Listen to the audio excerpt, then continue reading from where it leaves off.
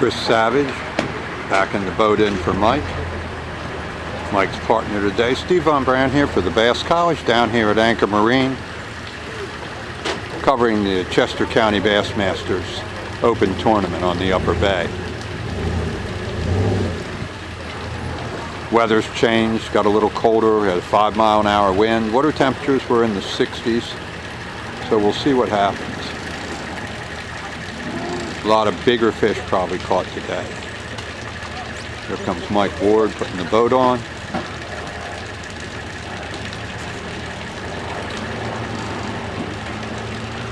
We'll see you in a minute at the weather.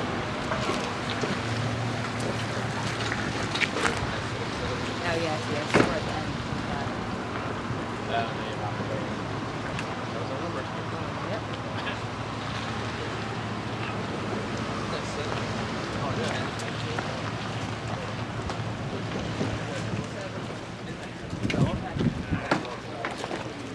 Terry?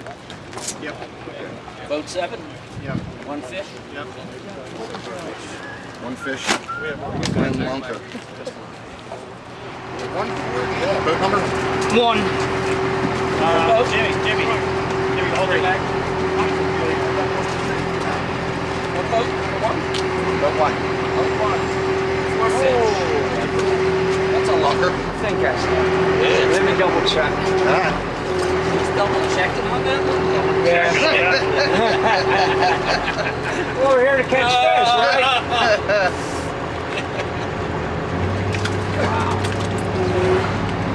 Still think it's him.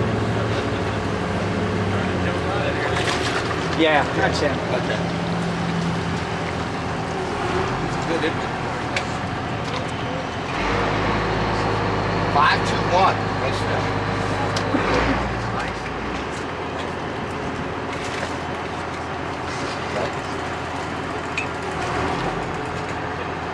1401. Feisty though. That's nice smallmouth. Nice small. That's where I grow up. I'm from the Sudbury area, Aberdeen. It takes 19 to 20 Nice one.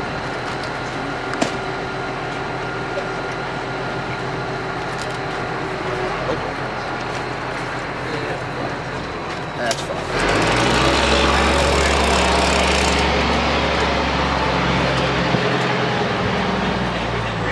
Nine, 4-1.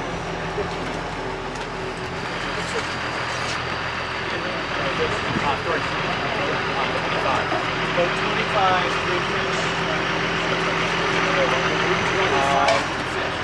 You might as well.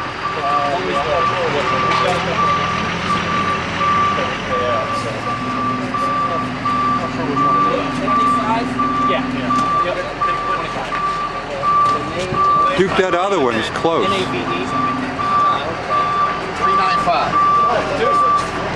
Yeah, they break the first time. We met down at Mark's shop. Yeah.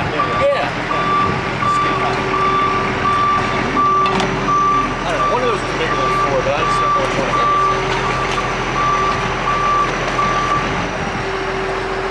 You got you worked out? Yeah, everything everything got fixed all right. I mean, you had that broken bracket. Yeah, it all worked out. Do you want to hold on or? Trim it up. Nice job, congratulations. We ran up to Susquehanna. Right. We didn't have much time. I mean, we had No, you had very little time at that point. because just didn't. We had to get back, but a couple bites. I think they were perch or something. You know, they walloped it. There's smallies coming in. I'm sure. Quite a few. There looked like some guys that ran up there. Yeah. This fella here went to the bush. Yeah. He was on Monday. He said caught like 30 fish, bunch of 4s, 5s. Well, Paycheck Open is tomorrow at Dundee Creek, you know. Went there today, and they couldn't even get a bite. So. I know that guy too. Hey, I think his name was mentioned a couple Oh, times Mike. yesterday on the Hey, Conowinga. good to see you, man.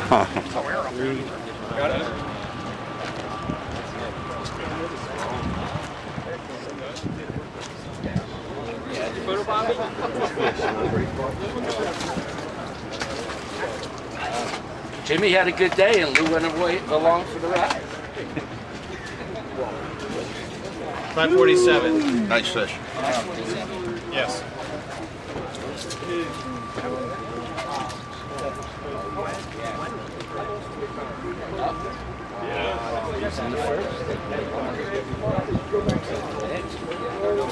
Man, that Sean Gearloff can really catch it. Nice catch, Sean.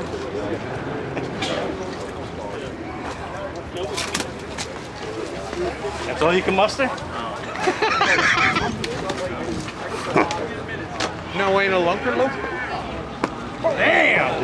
1953. Wing on lunch? Yeah, I think so. What boat, buddy? 2. Boat 2. How many fish? 3 fish. Nice one, too. Nice.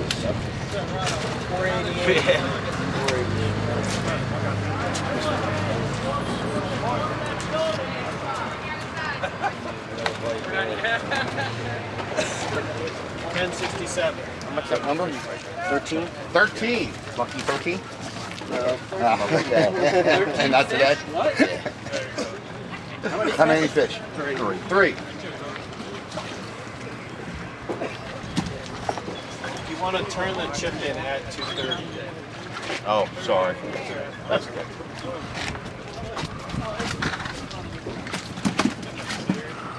What boat number? 13. 13.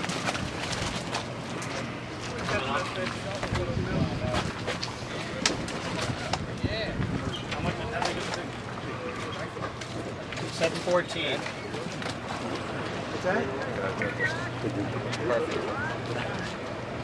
You're about 13? Jesus. Yes, sir. Go ahead. 15 out of the money. Boat 14. Nice and Dice and ear off, 9 pounds. Scott, you here? Dice? All right, 14 out of 90. Boat 3, Stuart and Sylvia. There you go. You got a $25 GRT jig card.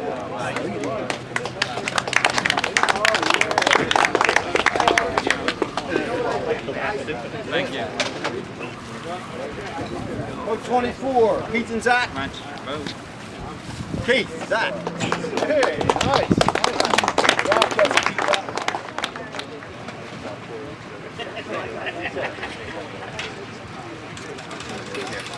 JW. River Bottom Reels, $25 gift certificate.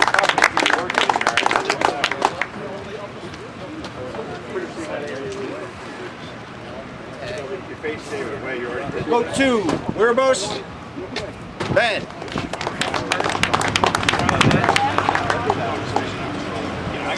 Tackle gift card, Louie, Jim.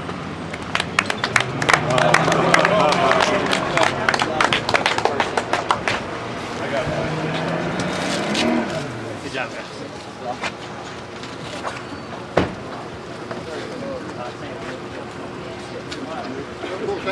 All right, boat 15, 5th place, Schrader Humphreys, 12 pounds.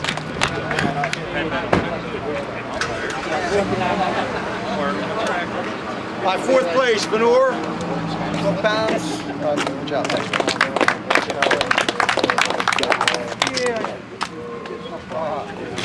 Thank you.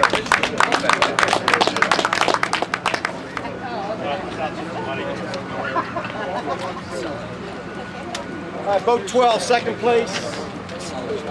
15 pounds, Casella and Patton.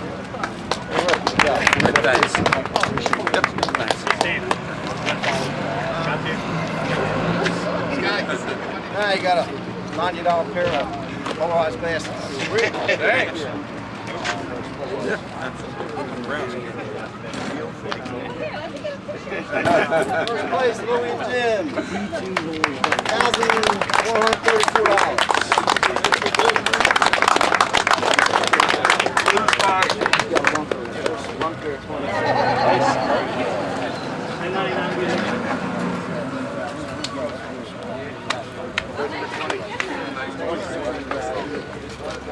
Lunker, Gardner Melker.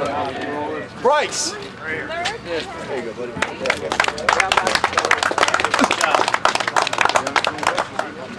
Sean, did you need to get Munker? Well, it's his familiar face here with his usual partner, who did a little bit today. Did you catch one of those bass? I did not. I did not. Not Well, today. you gave moral support. Exactly. She was busy Duke trying to stay Nave. warm. Yeah, it was freezing. And Potomac was a little tough for Duke this year, but we were rooting for him down there. Potomac just hasn't been been the place lately.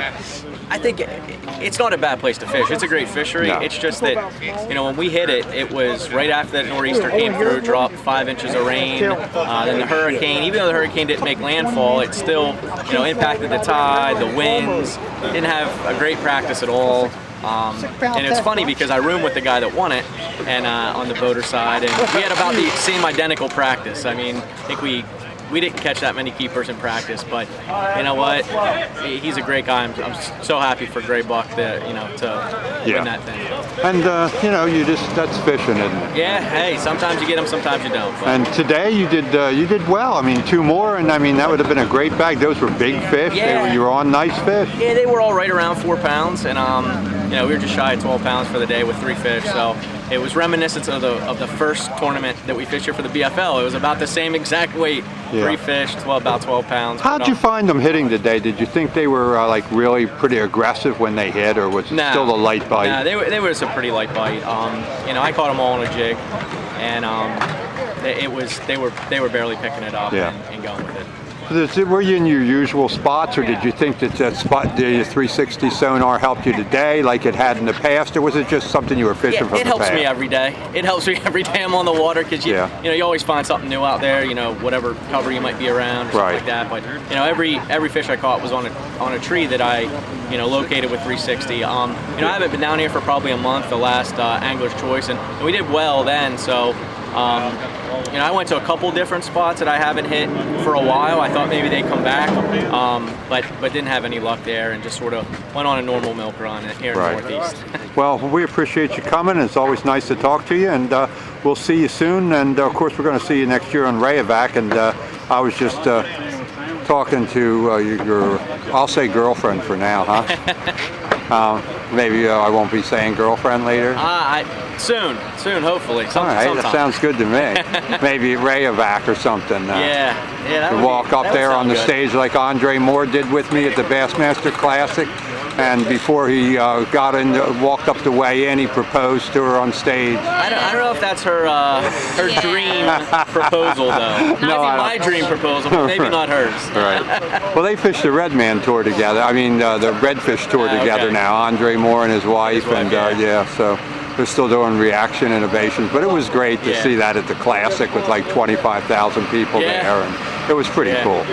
But we'll look forward to seeing you there at Rayovac with us, and we're going to go to the Classic, so maybe if you can get out there, cheap flight in February to Oklahoma, we can zip out there for 3 days. We've got a media boat, and it ought to be fun. See if that schedule works out. Yeah, that'd be cool. So thanks, Steve, for everything that you've done this year, and I'm putting the boat away. So this is my last tournament for the year, and next time I'll be on the water fishing, I'll be down at Gunnersville. So. All right, that sounds good. Mike Centauri, you've seen him win in some tournaments. You've seen him in all the Angler's Choice.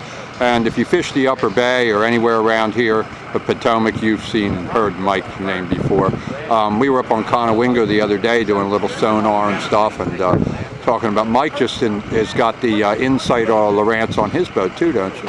Yeah, I have the Spotlight scan. I got 2 linked HDS Touch 3s, a 12 and a 9, and then I also have a Humminbird with a 360. Yeah, and that way you got to see how that Humminbird 360 versus the other one works together. Versus the Spotlight scan, yeah. Right. I've had both on and off at different times to look, and then I've had them both on running at different frequencies. And in my opinion, the Humminbird 360 shows a lot more information, contour, grass versus rock, all that kind of stuff. Right. The unique thing about the Humminbird is you don't have to stand on your trolling motor foot pedal and rock it forward and backwards to get an image, because it has its own motor and it constantly pings. So you're always getting a refreshed image.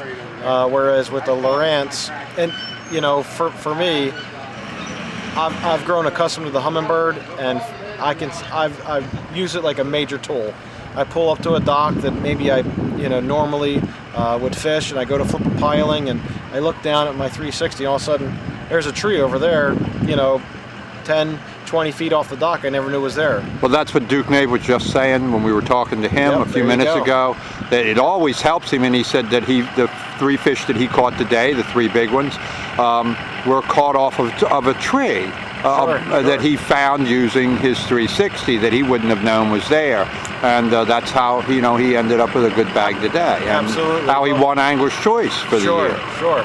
Well, when the elites were here for practice, I got to spend a day on the water with Chad Pipkins. He also has the Humminbird 360, and he found stuff down here that I never knew about while he was here for practice. By same way, pulling up to a dock he'd never been to before and finding structure maybe somebody threw off the dock, or an old set of pilings, or so having that 360 is really an advantage. Yeah. And like I said, now if you just have that spotlight scan and you go pulling up to a dock, but you're looking where your trolling motor's going. You're not seeing behind you or next to you, or so that's where that Humminbird 360 really has advantage. So when you have the means to spend the extra money, it's definitely worth the extra money. But in the meantime, the spotlight's going to serve you pretty well until you can upgrade to something The else. one thing about the spotlight scan, which was a benefactor to me, was when I purchased my Skeeter FX21, I got the limited edition, everything's all hooked up. But for my front unit to have down imaging, it had to run off the back transducer. So by purchasing the spotlight scan, it's a 3-in-1 transducer. It gives you a high definition sonar, which I believe they call ping. It has, chirp. Chirp. So it has chirp sonar, high definition sonar, which works with the upgraded Lowrance unit. It has down imaging, so instead of looking at off the back of the boat, now I can look off the trolling motor, and it has spotlight scan. So for the $300 to $500 that they retail for, it's worth it even if you're not going to use the spotlight scan. It's still worth it. I noticed with the universal sonar in the trolling motor head, I'd go over 3 to 5 foot of water and have grass, and my Lowrance would blank out. But with that high definition sonar, it has the power to read through the grass and back again without fouling. That's good to know, because these are the kind of questions that people have. They haven't really used the newer electronics yet. They're used to the older units, and they find it difficult to network them and really understand how to best use them to get the most out of them. And this is the kind of stuff that people really like to know, and it helps people out. We appreciate it, Mike. And how'd the bay fish today for you? Well, a little recap of the bay today was, there was, I think, 3 tournaments going on. There's a lot of guys fishing in Northeast River. I started my day, I ran out to the grass flat, and I could see some fish cruising.